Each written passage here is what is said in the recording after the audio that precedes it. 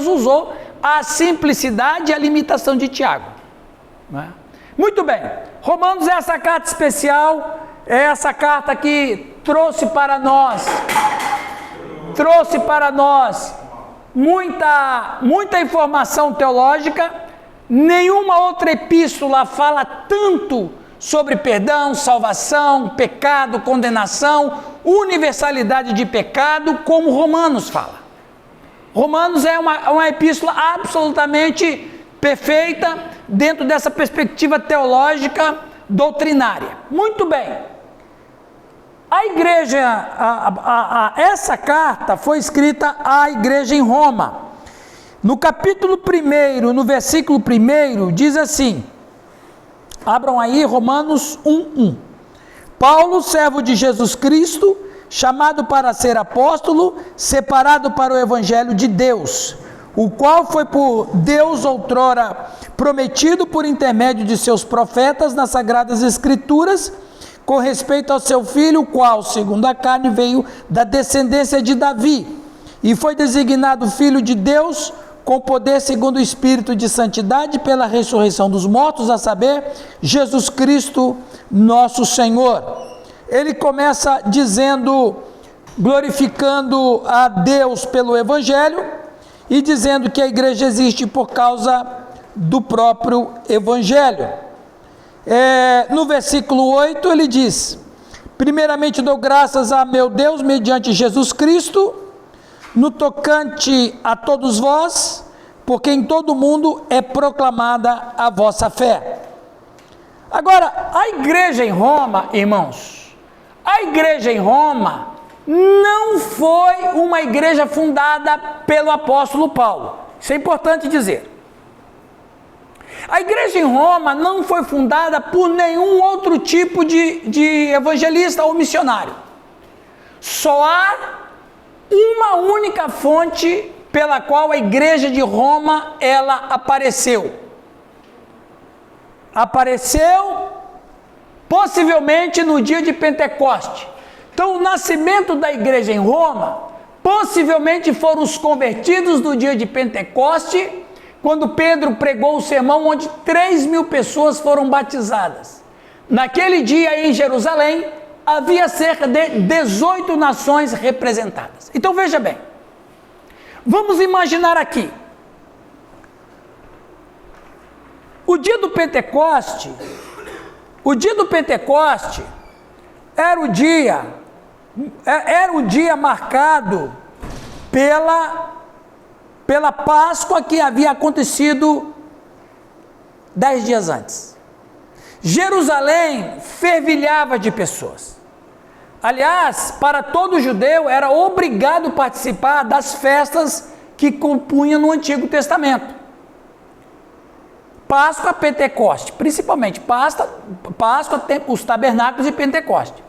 Então, na Páscoa, Jerusalém fervilhava. Lembra que tem um texto que os principais sacerdotes estavam preocupados em prender Jesus na Páscoa? Porque tinha muita gente, ia ser uma confusão, e foi. Muito bem, no dia do Pentecoste, quando o Espírito Santo desceu sobre os 120, quando eles começaram a pregar para aquela toda a população, porque se 3.000 se converteram, era muita gente que estava ali. E você pode imaginar o impacto que foi naquele momento, quando Pedro principalmente começa a pregar, e quem escuta Pedro pregando, eles ficam tão impactados, porque o Pedro está pregando na língua hebraica, no aramaico.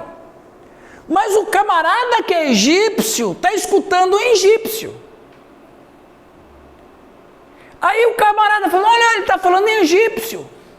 Aí o outro fala, não, ele está falando em latim. Aí outro diz, não, ele não está falando em latim, ele está falando em sumeriano.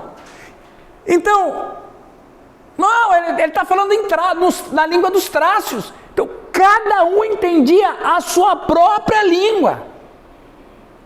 Você pode imaginar o impacto disso na vida de quem estava lá? dizer, estava acontecendo uma sobrenaturalidade. E era uma coisa que nunca ninguém viu. Nunca ninguém presenciou. Milhares de pessoas em um determinado lugar, uma pessoa fazendo uma palestra na língua dele, mas eu que sou de outra língua, estou entendendo como se ele estivesse falando a minha língua. Uma tradução simultânea. Você tem ali 18, pelo menos o que está registrado, e graças a Deus pela vida de Lucas, que ele registrou, cerca de 18 nações estavam ali. Quer ver? Vamos confirmar isso. Atos,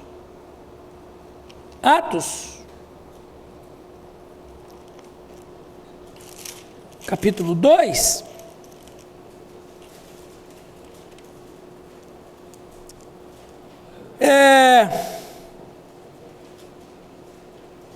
Vamos ver ali.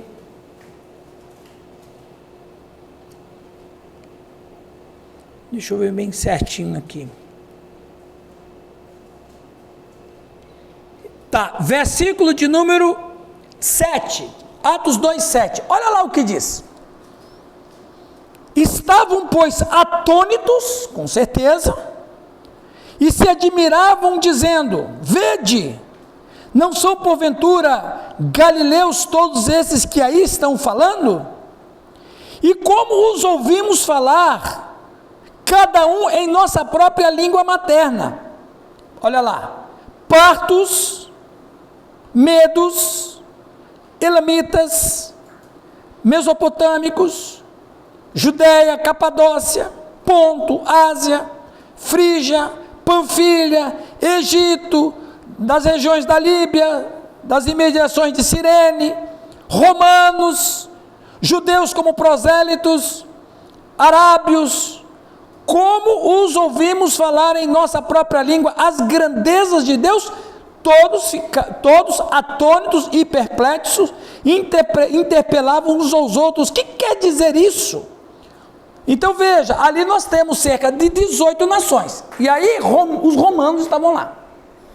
Olha que coisa interessante, que sobrenaturalidade foi o nascimento da igreja de Roma. Então os que se converteram no dia de Pentecostes, que eram romanos, e voltaram para Roma, ora, você está fazendo uma viagem internacional, você foi numa festa. O que era natural os amigos e familiares perguntarem para quem chegou de viagem? Ô Nilton, como é que foi a viagem lá para Israel? Ah, foi maravilhoso, fui ali.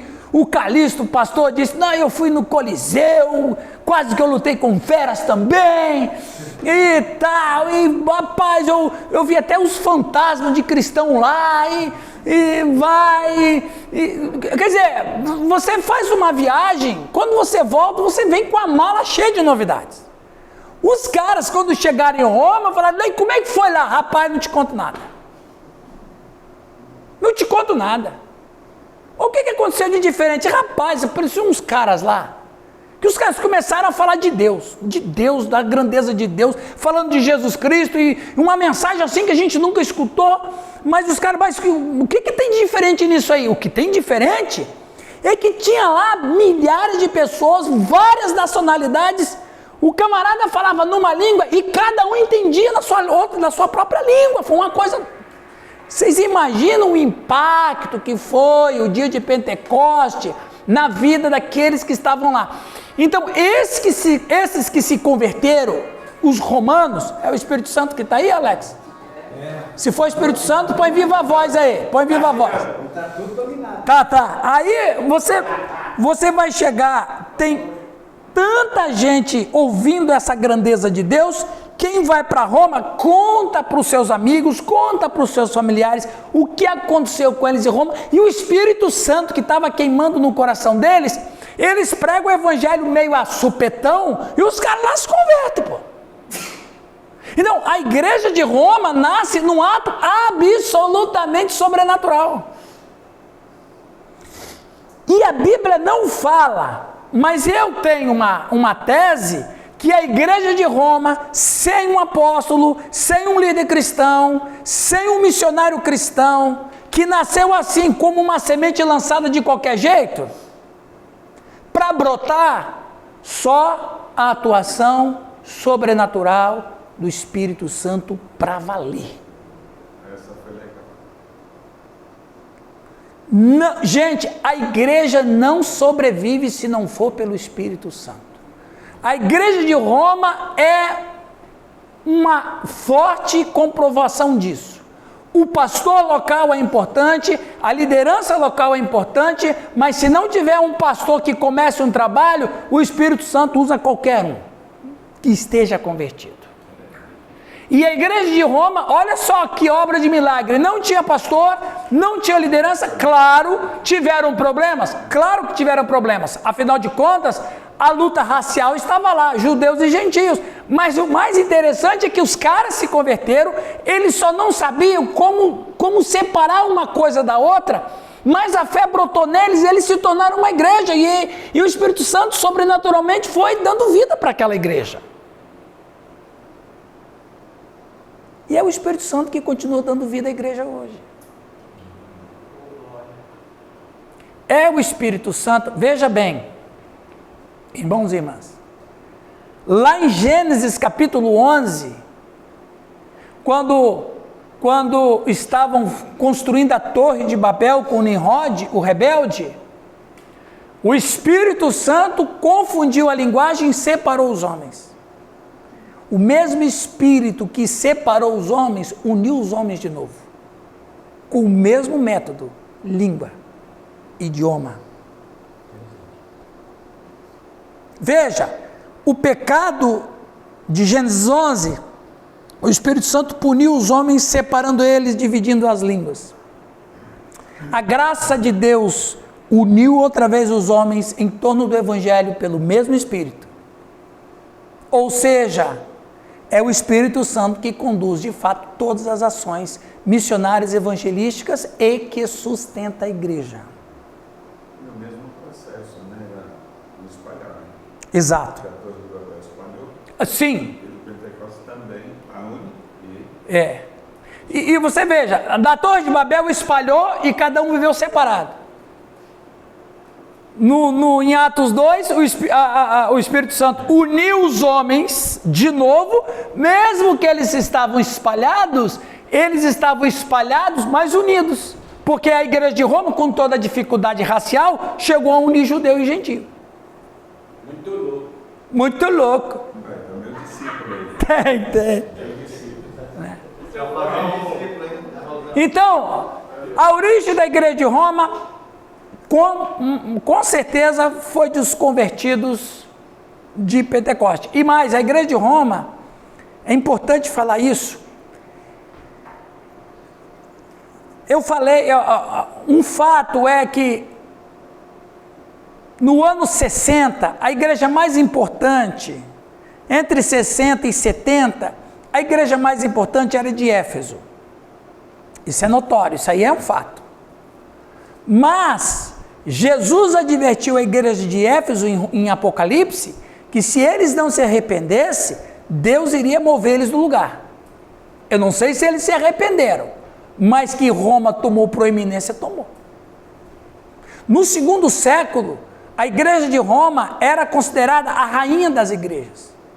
Por quais motivos? Veja, começa sem um pastor, começa sem um missionário, começa sem um discípulo, ela nasce uma igreja, ela é sustentada pelo Espírito Santo, vem os imperadores, principalmente Nero, persegue a igreja, mata muita gente da igreja, o sucessor de Nero persegue a igreja, mata muita gente da igreja, e a igreja de Roma não sucumbiu ao Império Romano. Ela sem pastor, ela sem uma liderança cristã, ela se sustentou, virou o século II, a tal ponto de que um grande pai da igreja, praticamente chamado Irineu de Lyon, disse que a igreja de Roma é a rainha das igrejas, no ano 180. E a igreja de Roma é uma sobrenaturalidade. Não, aí depois ela só se corrompe porque ela só se corrompe porque depois de uns 200 anos, por causa principalmente dos ataques dos bárbaros, já tinha Papa no ano 400. Roma Ocidental caiu em 454. No ano 400 tinha um Papa muito poderoso, chamado Leão I.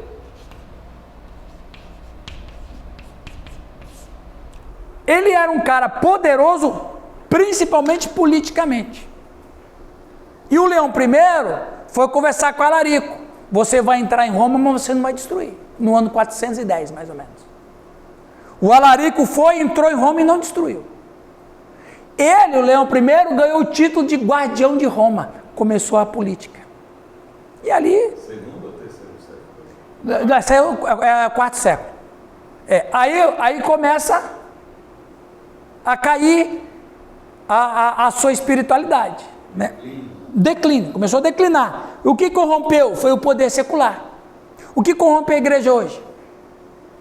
O mesmo jeito. Poder secular. Poder secular.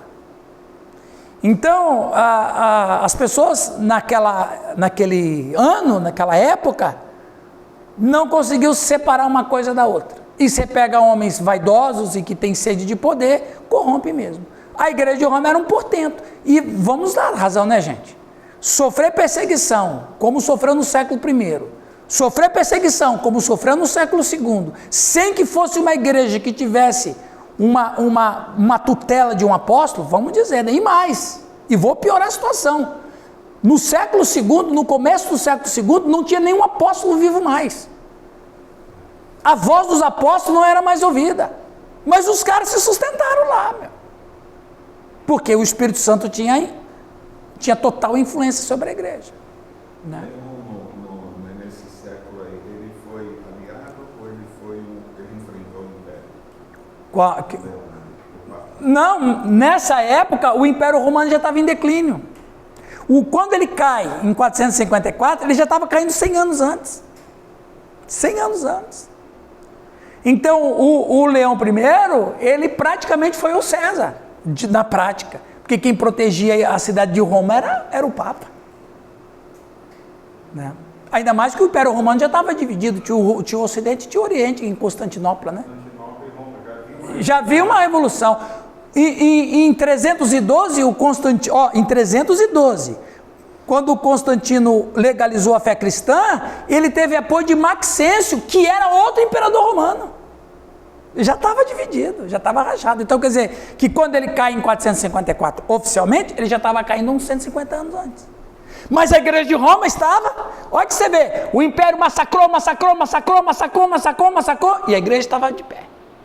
Quando o império começou a cair, a igreja começou a se destacar. E quem era o destaque da igreja? O Papa. Aí pronto. Teve as suas vantagens do Papa pela condição política dele, de manter a igreja, não é só a condição. Não, só que daí ele se perde depois, né? Ok, meus irmãos? Beleza? Alguém quer falar mais uma coisa? Então vamos adiante. Provavelmente a carta foi escrita em Corinto, por volta de 57 depois de Cristo, ou seja, 57. Pentecostes aconteceu que ano? Aproximadamente 34, vamos dizer, né? 34. A carta foi escrita mais ou menos em 57. Quantos anos? Hã? A igreja estava viva e ativa há 23 anos sem que tivesse um pastor, um apóstolo, um discípulo lá. Né? Só no sistema de célula, né? É só célula que tinha. O primeiro templo cristão surgiu aproximadamente no ano 220.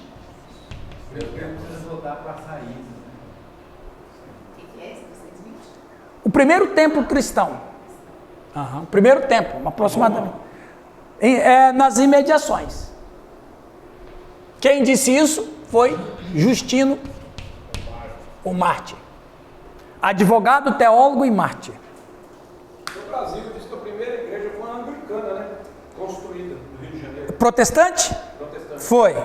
Foi em Petrópolis, porque um dos primeiros missionários que chegou aqui, ele foi muito inteligente, né? Ele, esqueci o nome dele, Permitido por interesses também, né? O nome dele é, oh meu Deus, não, esse foi o preteriano, foi o, meu Deus, o que ele fez? Ele alugou uma casa vizinha de Dom Pedro II. Dom Pedro II era um cara absurdamente inteligente, falava 5, 6 idiomas e era amante da teologia. Esse cara encostou no imperador e eles tinham altas conversas filosóficas e teológicas. Daí foi fazendo aquele meio de campo, né? Mas eu ainda vou lembrar dele. Eu vou lembrar o nome dele depois. Continuando. Eu trouxe essa figura por causa do Luizão. Porque o Luizão, ele é apaixonadamente apaixonado por João Calvino. Defende as heresias do Calvino assim, com a vida dele. Fala de João Calvino, põe a mão no coração. Ele foi. O João Calvino disse assim sobre o livro de Romanos. O livro de Romanos tem uma passagem aberta para a compreensão de toda a Escritura. Na ideia de Calvino, o livro de Romanos, você quer entender o Novo Testamento? Leia Romanos. Em Romanos está os Evangelhos, as outras epístolas, Petrina, tudo está ali. Então, você quer entender o Novo Testamento? Leia Romanos na ideia de João Calvino. De vez em quando ele falava a coisa certa. John Knox, o famoso reformador da Escócia, disse: inquestionavelmente, a carta mais importante já escrita, a Catedral da Fé Cristã. Então, o que a gente vai estudar é uma carta que olha o que esses caras estão falando da carta de Romanos. Agora sim. Vamos, por favor, hino Castelo Forte de fundo. Viu, Giovanni, na edição desse vídeo aí, viu, na edição desse vídeo, aí tá, aí você põe lá, tan, tan, tan, tan, tan, tan, tan, tan, tan, tá, no fundo.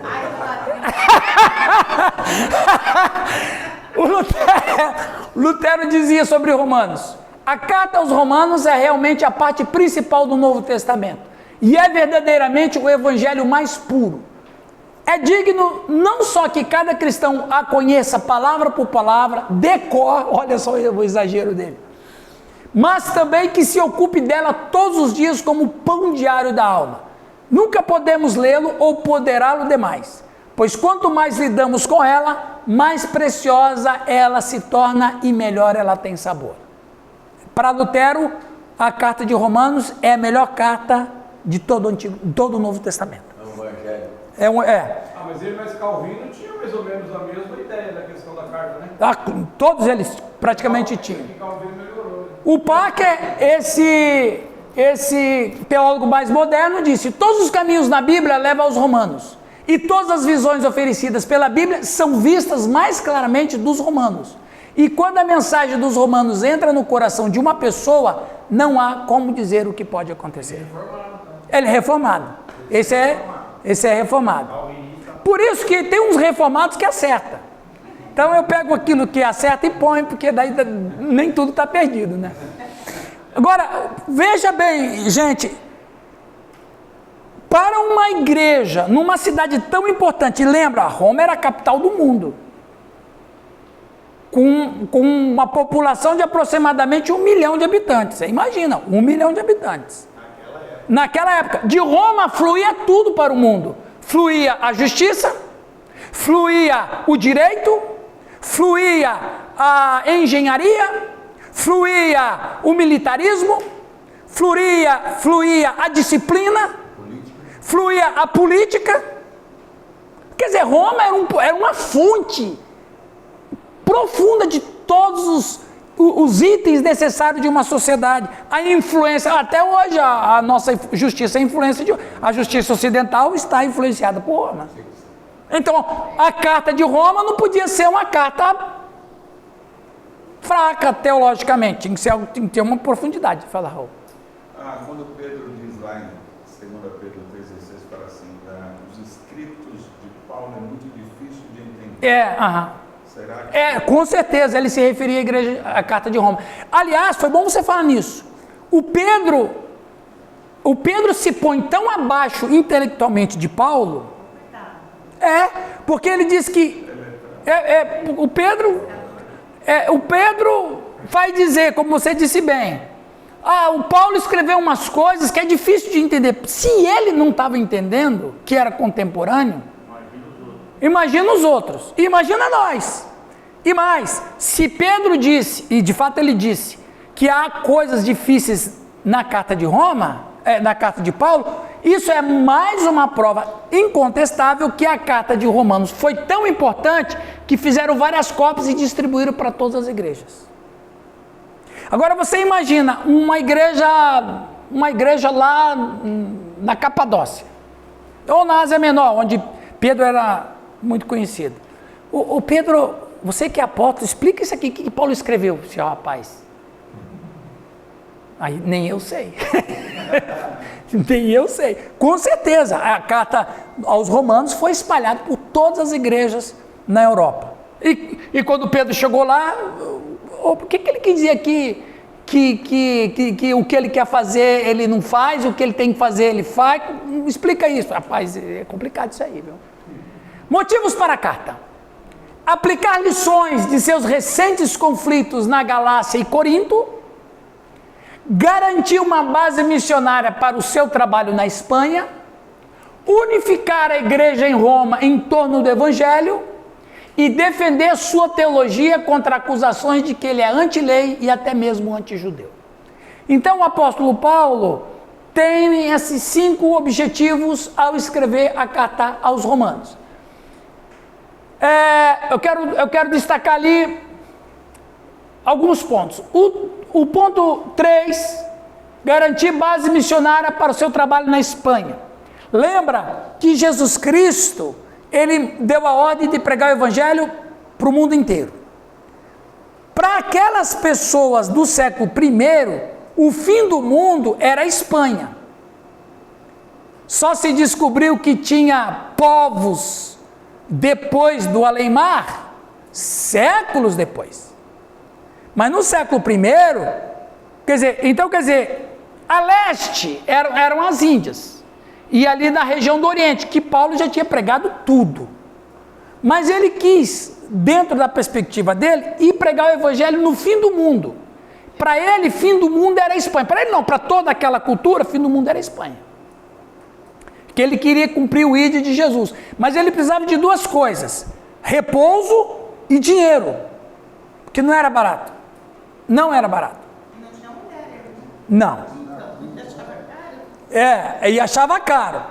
Então, uma das ideias dele era, ele chega em Roma, ele tem repouso, ele tem hospital, ele vai precisar de hospedagem, ele vai precisar de dinheiro porque ele quer ir para a Espanha. Não se tem certeza se ele de fato chegou na Espanha, porque ele morreu entre 64 e 65 com Nero. Então não tem certeza se ele chegou aí lá. Até um número errado. Unificar a igreja em Roma em torno do evangelho, porque eles conheciam o evangelho, mas o evangelho que eles conheciam era o evangelho que Pedro pregou. Você pode imaginar culto após culto, culto após culto. Gente, nós temos hoje toda uma teologia. Nós temos pastores que estudaram tudo que os apóstolos ensinaram. Né? Nós temos escolas teológicas, nós temos faculdades teológicas, nós temos seminários teológicos, institutos bíblicos. A formação de um pastor hoje é a melhor possível. Aí o pastor vai pastorear uma igreja, ele está em dia com a teologia. Não vamos comparar com o século I. Então, que evangelho que eles tinham? O evangelho que Pedro pregou. Então, culto após culto, culto após culto, culto após culto, o que eles faziam? Eles cantavam para Jesus, não sei que hino lá que eles devem ter criado e compuseram hinos lá, e algum irmão falava do evangelho, mas assim, de uma maneira muito rústica. Muito rústica. Também os escritos da lei dos profetas. Só que aí tinha um choque, porque para o gentio não era interessante. Mas eles davam um jeito, vamos dizer, eles davam os pulos deles. Mas você vê, 23 anos, a igreja de Roma estava viva e ativa. Né? Um detalhe, dessa época, acredito que não tinha essa cultura de sermão. Eu acho que a pregação era compartilhado em roda, é claro, você tinha um mestre. Porque parece que o fato do sermão na igreja veio depois de Calvino. De só um cara falar e os outros... Não, na verdade, o apóstolo Paulo usava a retórica grega, porque ele estava no meio da Europa. Então, o que o apóstolo, vou falar de Paulo primeiro, o que Paulo usava era a retórica grega. Ele tinha a sua tese, porque veja bem, Roma era o berço dos oradores, Cícero, os caras usavam técnicas de fala, Córax, eles tinham técnicas de fala, então eles conheciam como falar, mas o cristão do dia a dia, é como você disse, compartilhava dentro da simplicidade. Pedro mesmo pregou dentro da simplicidade, ele não tinha nada de ideia. Aliás, sabe que Paulo foi contemporâneo e teve amizade com Sêneca. E quando eles trocavam cartas, sabe qual era a crítica que Sêneca fazia para Paulo? Ele elogiava Paulo, a inteligência de Paulo, a filosofia de Paulo e a teologia de Paulo. Sêneca elogiava, mas dizia assim, só que você está num grau abaixo, porque você deveria usar o latim e não o grego. Na cultura de Sêneca, ele era italiano, né? Ele era romano. Qual é a língua dos romanos? Perfeita para eles. O latim. O grego não fazia tanto cartaz. Exatamente. Mas... foi no Império Otomano. Exato. Então, era uma língua inferior. Então, o Sêneca criticava Paulo, ele era muito inteligente, mas ele usava o grego. Que pobreza, não é? É soberba romana, exatamente. Por isso que Paulo vai dizer lá em Romanos 12 sobre a mudança da mente. A gente vai chegar lá, que é uma mudança de cultura. Na cultura dos romanos, eles eram tudo. Então, a crítica que o Sêneca faz a Paulo, você imagina, o cara pregava em grego e era criticado. Você usa uma língua muito inferior, meu. Entendeu? Então, o Paulo usava o grego e, obviamente, a matriz da oratória dele era grega, não era latina, né? Mas eles tinham os princípios, claro, eles tinham os princípios. Agora, do dia a dia era, né? Possivelmente. E também defender a sua teologia contra acusações de que ele é anti a lei e até mesmo anti-judeu, ou seja, Paulo é um cara que não se resolveu ainda. Ele não é uma coisa e também não é nenhuma. Pastor, mas no caso, se fosse Pedro para aquele lugar, seria muito pior ainda pela estrutura que ele tinha, né? Não, Pedro não ia conseguir, não. O Pedro só foi lá, depois ele foi. Mas ele foi quando o trabalho estava pronto. Porque ele já pegou o barco andando. Ele pegou o barco andando. Só que o contexto de vida pessoal dele, cultural, não dava para atingir os caras. Nunca. Aliás, foi bom você falar de Pedro. Pedro era simples. Na época da morte de Pedro, gente, tem uma tradição que o Eusébio de Cesareia vai contar, História Eclesiástica. Quem não leu esse livro, compre e leia. O Pedro, História Eclesiástica. Encontra lá no oitavo, lá tem. Lá tem. Eusébio de Cesareia. Nós pregamos até o Eusébio lá. Lá é só A história dos hebreus também. Sabe o que significa a palavra Eusébio? Sabe o que significa a palavra Eusébio? Piedoso.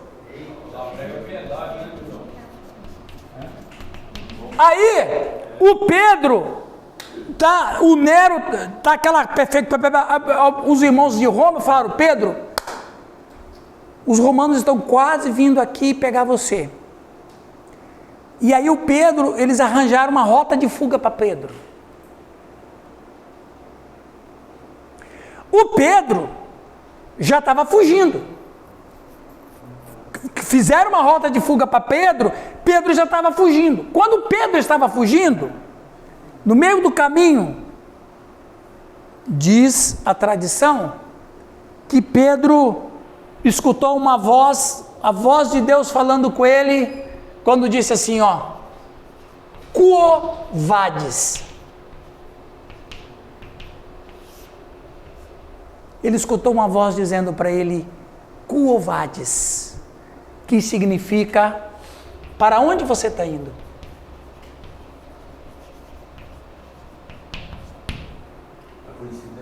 Aí ele parou de fugir, ficou em Roma, foi preso e, de acordo com a tradição, crucificado de cabeça para baixo. Eu fico arrepiado. Mas o Eusébio vai dizer que na fuga ele escutou a voz, quo vadis? Para onde você está indo? Isso é lindo. Isso é lindo. Aí ele parou de fugir, voltou para Roma, foi preso, foi crucificado. Quo vadis? É muito lindo isso aí. Então há umas pérolas que a gente precisa descobrir. Eusébio de Cesareia. Lê lá. Ele ia que voltar para morrer lá. Hã? Ele voltou para morrer. Ele voltou para morrer, porque estava fugindo. Aí, no testemunho, Deus fala com ele, você está fugindo por quê? E essa fala quo vadis, tá. E essa fala quo vadis, na minha interpretação, é quando eles, eu acho, não estou certo, eu acho, quando ele está fugindo, que ele escuta a voz quo vadis, ele lembra que ele negou Jesus, eu não vou negar de novo, né? Percebe? Eu não vou negar de novo, porque a fuga era, na interpretação dele era, pô, depois de 35 anos, eu vou ser covarde outra vez? Para onde você está indo? Acho que ele ouviu assim, covarde. Quantos vão almoçar aqui hoje com a gente? Só para... Nós temos novos cozinheiros ali. Hã? Quantos o quê? Vão almoçar? Quantos vão almoçar? 1, 2, 3, 4, 5, 6, 7, 8, 9, 10. 10 pessoas. Beleza. 11 com o Reginaldo. Muito bem. Continuando. Está indo bem para vocês aí, irmãos? Essa é a igreja primitiva que se reunia Casa em casa. em casa todos. Às vezes não. Às vezes eles não reuniam nas casas. Às vezes eles reuniam no cemitério também. Mas todos os dias. Todos os domingos. E eles se reuniam todos os domingos. Você sabe por quê? Porque Jesus ressuscitou no domingo. Então eles entenderam que domingo é o dia de adorar Jesus Cristo que está vivo. E aí cai o sábado, então. Já estava, o sábado já... Porque eu estou entendendo que a senhora está dizendo aquele texto de Atos que diz, e todos os dias se reuniam. Isso é em Jerusalém? Em Jerusalém. Tá bom, foi bom você perguntar, foi bom você falar. Veja, eu falei isso acho que ano passado ou ano retrasado. Qual foi o problema da igreja em Jerusalém? De Pedro, Tiago e João.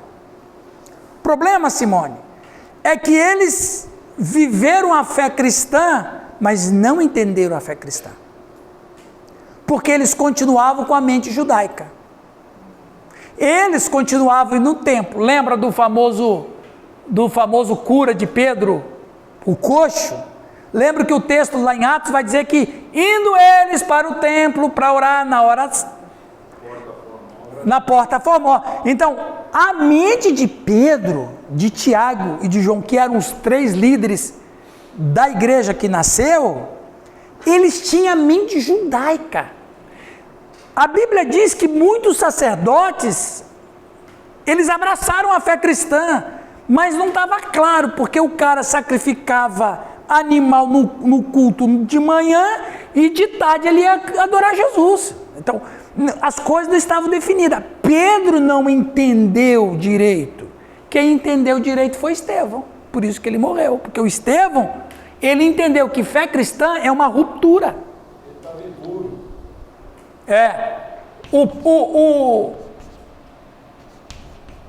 O Estevão entendeu que a fé cristã era uma ruptura com o judaísmo. Não existe mais judaísmo, não existe mais templo, não existe mais sacerdote, não existe mais sacrifício, não existe mais sábado, não existe mais nada. Isso aí tudo é do passado. Jesus Cristo inaugurou uma nova era, aí ele morre.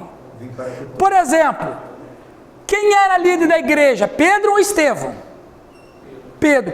Quem é que a liderança vai, se tem um movimento de oposição, quem está na situação vai perseguir? O líder. Por que eles não perseguiram Pedro, que era oposição? Porque o Pedro mantinha o judaísmo. Ele é cristão, mas ele pelo menos ele está no templo. Mas o Estevão não. O Estevão não era líder. Estevão, ele não era uma luz que brilhava na igreja. Ele era um homem de Deus, mas não era esse líder. Mas os caras vão matar quem não é líder. Por quê? Porque o Estevão foi o único cara que disse: o judaísmo acabou. E o Pedro não. Para Pedro o judaísmo continuava. Aí depois o Pedro entendeu, né? Estevão já tinha alguns seguidores. Estevão já tinha seguidores. E nota, o apóstolo Paulo, quando se converteu, que o Luiz vai dizer que ele estava predestinado, quando o apóstolo Paulo se converteu, ele estava indo aonde? Ele estava indo aonde? O que ele ia fazer em Damasco? Prender quem? Por que ele não prendeu Pedro? Por que ele não prendeu Tiago? Por que ele não prendeu João? Porque os caras eram judaicos. Mas ele foi para Damasco para perseguir quem? Os discípulos de Estevão. Porque os rebeldes estavam lá no Damasco. Aí ele foi lá, quando chega lá, tem a visão, Jesus fala: por que você me persegue? Não estou perseguindo. Eu vim perseguir os discípulos de Estevão. Mas eles são meus. Eu sou eles são eu. Isso é ruptura. Isso aí. Certo, Sérgio? Gostou dessa aí, Sérgio? Pastor, Jesus, judeu, rabino, cumpriu as leis. Sim. Então, nesse caso, a maior ruptura, ela é com o sistema judaico em si, ou é com o sistema judaico controlado pela sociedade romana, que é Eu vou responder isso, se não hoje, na próxima aula, porque isso é tema para aula, tá? Eu vou falar sobre, no capítulo 2, talvez na próxima aula, no próximo encontro, eu vou falar sobre a dificuldade que os judeus tinham de aceitar a fé cristã. Eu vou abordar exatamente essa pergunta, então eu não vou nem adiantar, que durante a aula vai ter mais conteúdo do que se eu for responder para você agora. Não falte, você não pode faltar. Quem me fizer pergunta aqui, que está na aula, não pode faltar. Quem lê para nós aqui? Raul, lê para nós, por favor. Romanos é talvez mais conhecido por articular claramente doutrinas-chave como a pecaminosidade do homem, a justificação pela fé, a regeneração, a união com Cristo, a adoção e a santificação. O tema central da Romanos é o Evangelho, tanto uma promessa divina agora realizada como um mistério divino agora revelado, no capítulo 1, de 1 a 3, 16, 25 a 26, tanto cumpre as escrituras proféticas anteriores como as existentes. Vamos voltar a Pedro, da questão da Simone. Você sabe, eu falei isso também em aulas passadas, em vidas passadas. Existem 3 igrejas em Atos, sabia? Sabia dessa, Simone? Oswaldo, sabia que havia 3 igrejas em Atos? Tinha a primeira igreja, tinha a igreja de Jesus. Segundo, tinha a igreja renovada. Tinha a igreja do Espírito Santo. Renovada, exatamente. Eu vou colocar aqui, ó.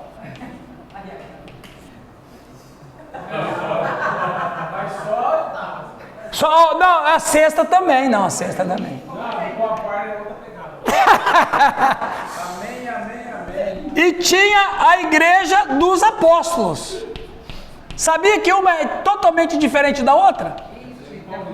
Qual a diferença? A primeira é a do campo, a segunda é Essa foi boa. A igreja do Cristo é a igreja que ele começou. Sobre essa pedra edificarei a minha igreja. Então, o que é a igreja do Cristo? É quem confessa a confissão de Pedro. Tu és o Cristo, o Filho de Deus vivo. Você converteu? Você fez essa confissão? Então, você é cristão, você faz parte da igreja do Cristo. Beleza. A igreja do Espírito Santo foi a igreja que aconteceu no dia do Pentecoste. Cheio de dons, cheio de sobrenaturalidade, cheia de mover do Espírito Santo, né, Nilton? Mover do Espírito Santo. A Assembleia Vitória está ali no 2. Tá, a Assembleia Vitória está ali no 2.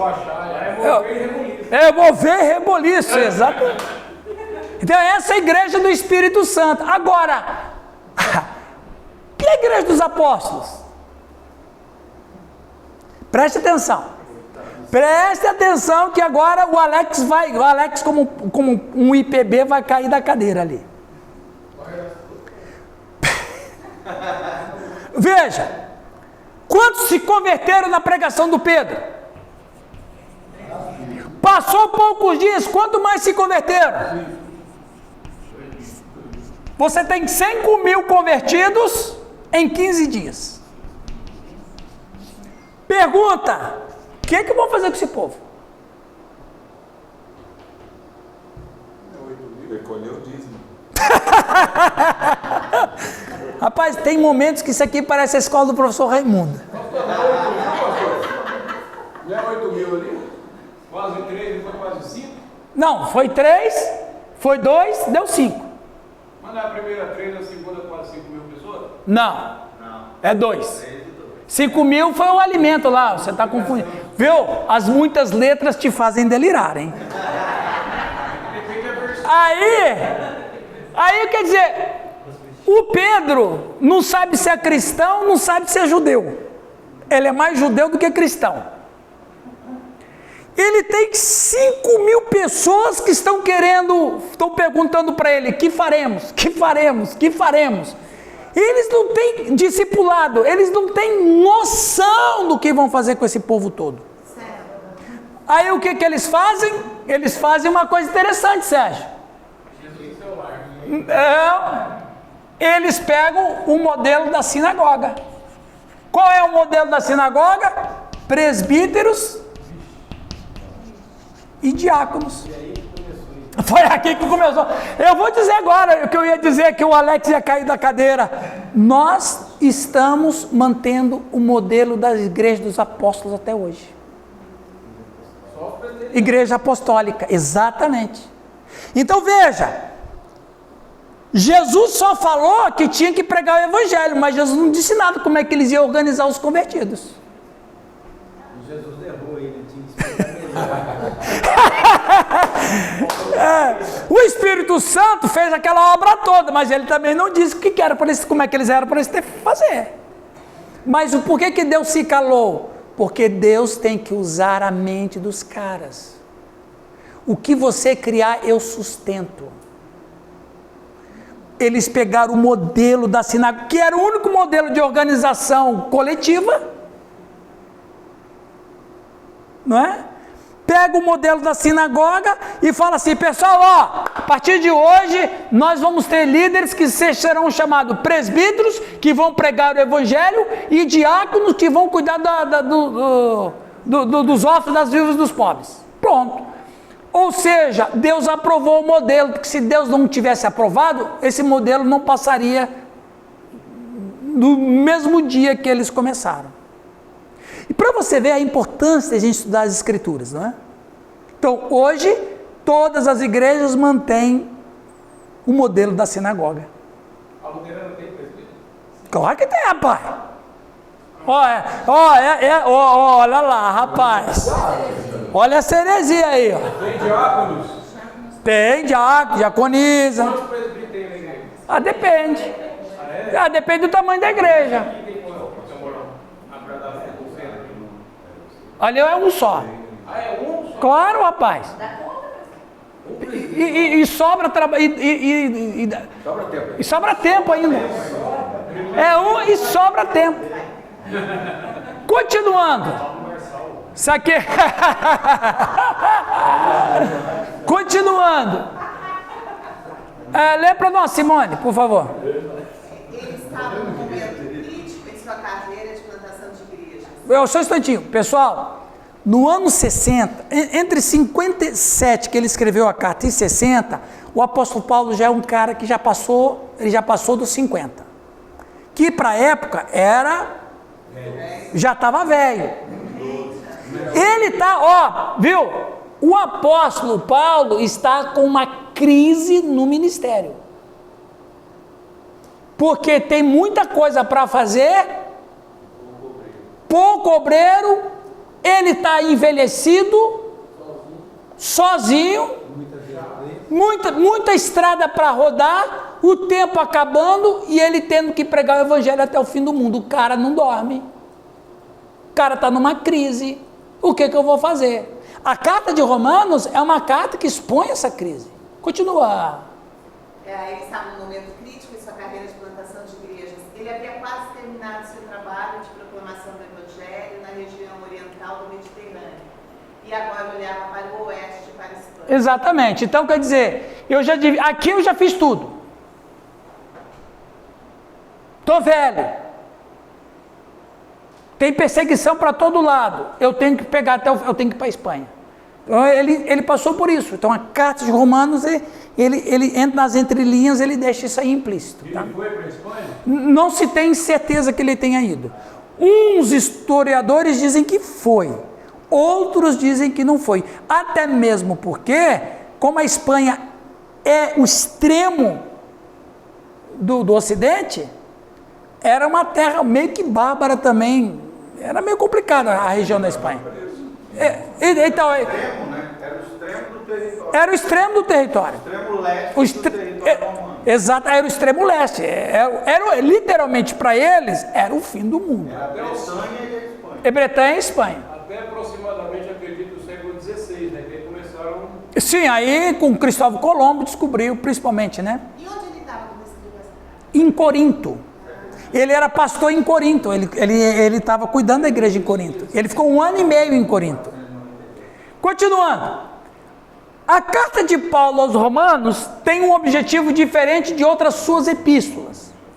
Ele está explicando como Deus tem sido fiel às suas promessas aos patriarcas de Israel, unificando judeus e não judeus sob o Messias, ou em Cristo. E como essa boa nova chama essa nova família a viver junta como uma só para a glória de Deus. Que era o que a igreja de Roma, os caras foram pregando o evangelho. Os caras foram se convertendo. Mas tinha um problema racial étnico. E tinha problema, porque os judeus e os romanos haviam essa crise até mesmo espiritual. Paulo vai dizer que não, ainda na introdução. Usar a palavra justificação e justificado em abundância durante todo o livro por 16 vezes. O apóstolo Paulo, isso é importante falar. Você vai ler, apenas 4 vezes em todo o livro, ele usa a palavra salvação, em virtude da cultura romana ser voltada à ética baseada na justiça, a iuris romana. Ou seja, nós temos 16 vezes a palavra justificação e justificado, e tem 4 vezes a palavra salvação. Por quê? Justificação é uma palavra forense, que significa absolvição. Paulo usa termos forenses na sua carta, porque Roma era o berço da justiça para todo mundo. Aliás, tem influência até hoje, porque no Ocidente, os termos que se usam nas peças são termos latinos. Habeas corpus, bona fide, etc. São termos latinos, influência de Roma. Então, o apóstolo Paulo vai ensiná-los que, assim como vocês estão acostumados com tribunais, assim é Deus. Assim, quando um juiz absolve um acusado, assim também Deus nos absolve em Cristo. Então ele usa a palavra forense, aliás, ele usava muito disso. Ele abundava de usar terminações culturais para que a igreja entendesse a salvação de uma maneira na cultura dela. Por exemplo, por que Paulo bate muito sobre fé em Romanos? Por duas razões. O judeu tinha ainda uma certa preferência pela lei. O romano, olha que interessante, o romano, sabe qual era a cultura romana? Ética. O judeu dizia, a lei é importante, o judeu cristão. O romano cristão dizia, não, a lei não é importante, o que é importante é a ética. Na cabeça dos gentios romanos, a salvação era por ser uma pessoa ética. Porque esse é o objetivo de uma lei. O que a lei obriga o cidadão a andar? A ser ético com ela. Se ela diz, não fure sinal vermelho, não posso furar sinal vermelho. Se ela diz que não é para roubar, eu não vou roubar. Eu tenho ética com a lei. Essa é a cultura romana, a ética, tudo é ética. Então o que acontece? Como o Giovanni disse, quando eles pregavam, os judeus faziam referência ao Antigo Testamento, o romano procurava identificar onde estava a ética. Os elementos éticos no que os judeus falavam. Porque a cultura deles era essa. Então o apóstolo Paulo vai dizer o seguinte: a fé é em Jesus Cristo.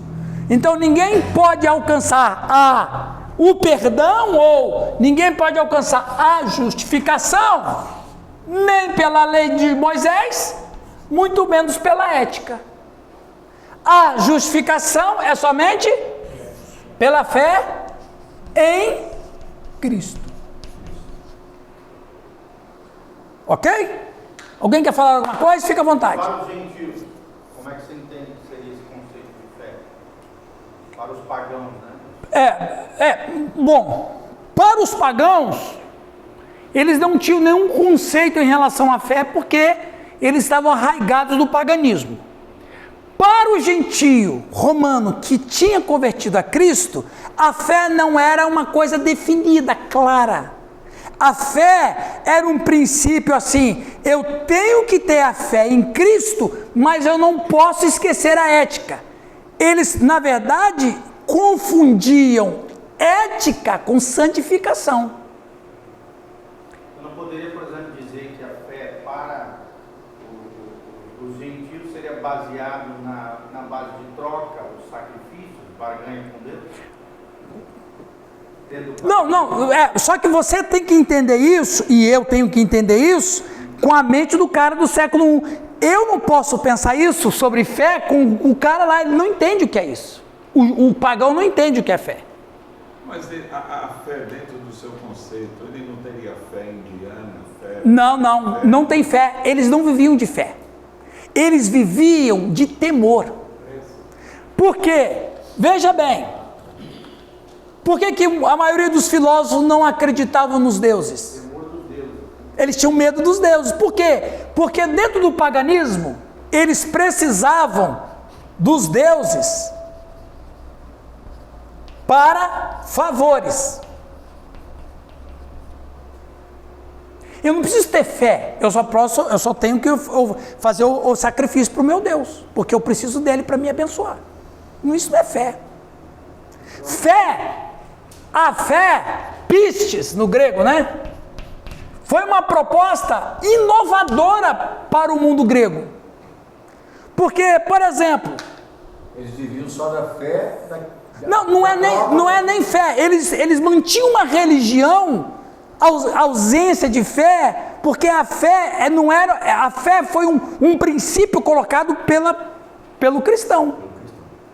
Porque veja bem, vamos dizer que eu sou um sacerdote pagão, vocês são todos pagãos. Podemos entender que Tomé era assim? Não, Tomé é outra coisa. Vamos dizer, eu sou um sacerdote não, tinha que ser a mulher, né? Eu sou um sacerdote de Zeus.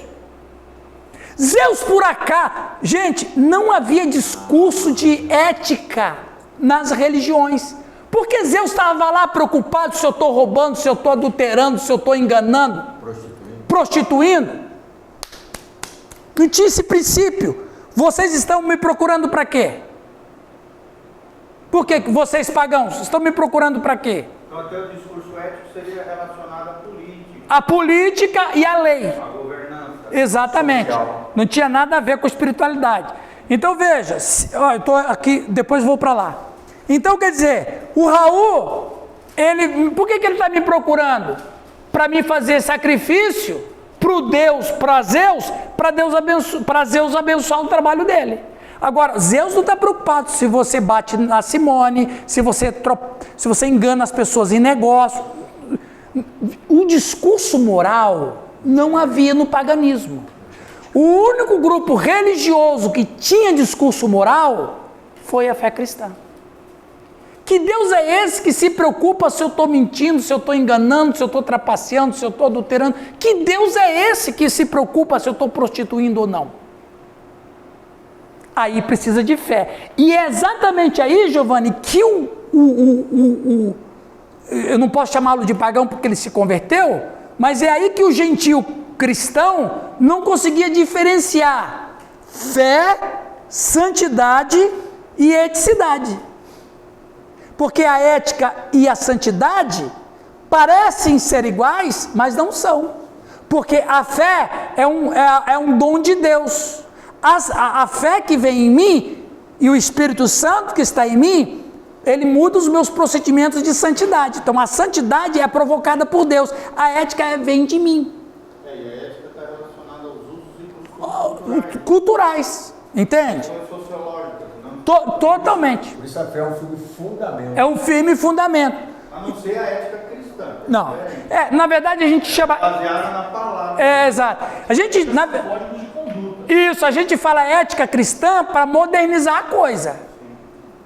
Para modernizar. Mas na verdade a ética cristã tem um nome: santidade. Certo, Raul? Certo? Aí com uma resposta eu já matei os dois aqui, né? Muito bem. Então, deixa eu ver que horas agora. Gente, mais 5 minutinhos a gente vai tomar um café.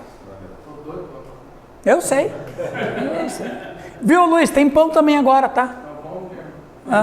Tem bolo. Ok, vamos ali. Então, só voltando aqui um pouquinho.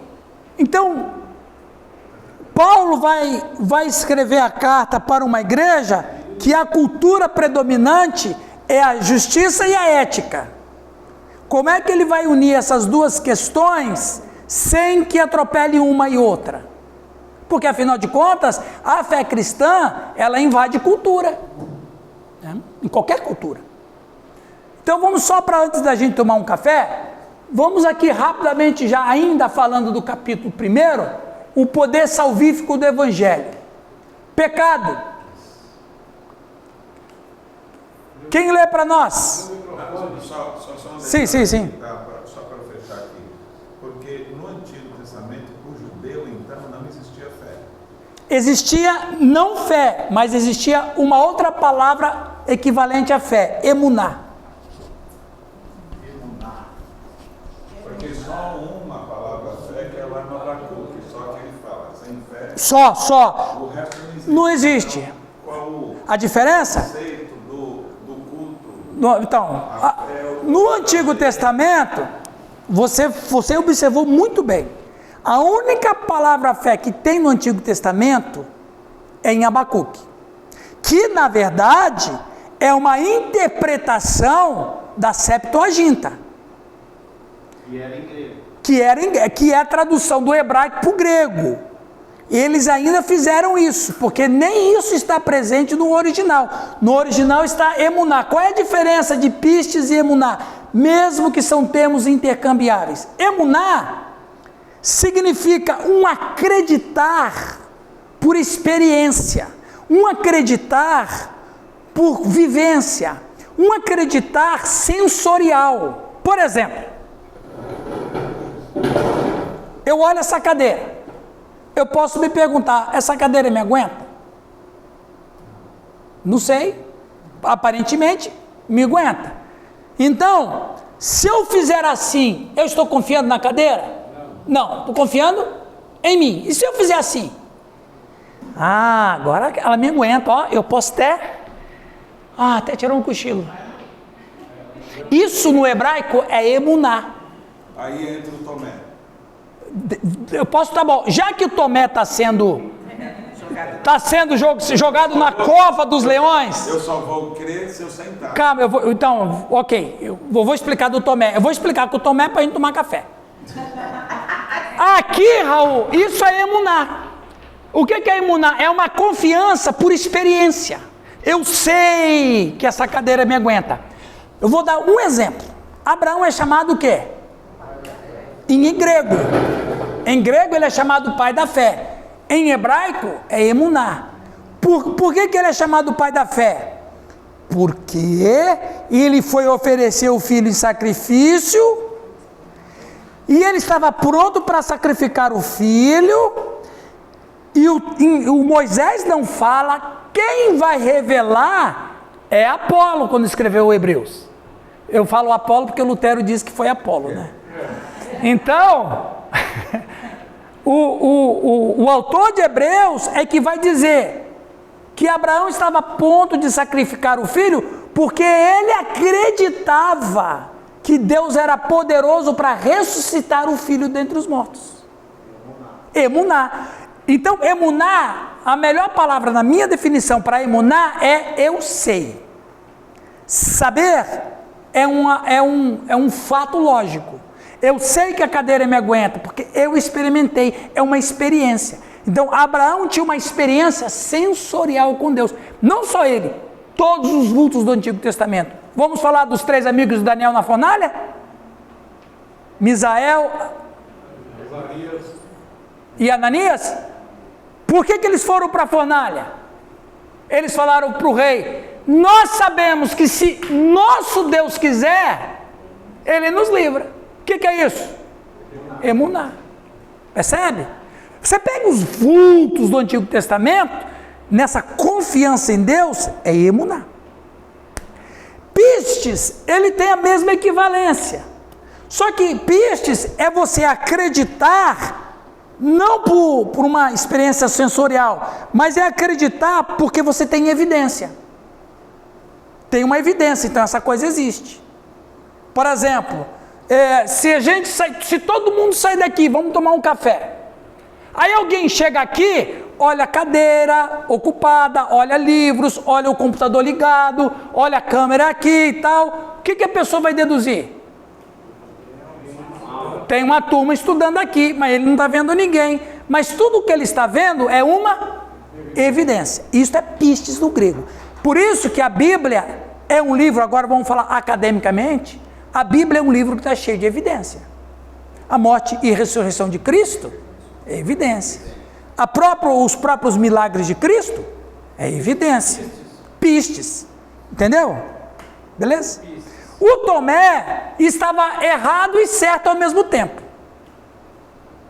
Porque o Tomé, ele é de uma cultura judaica.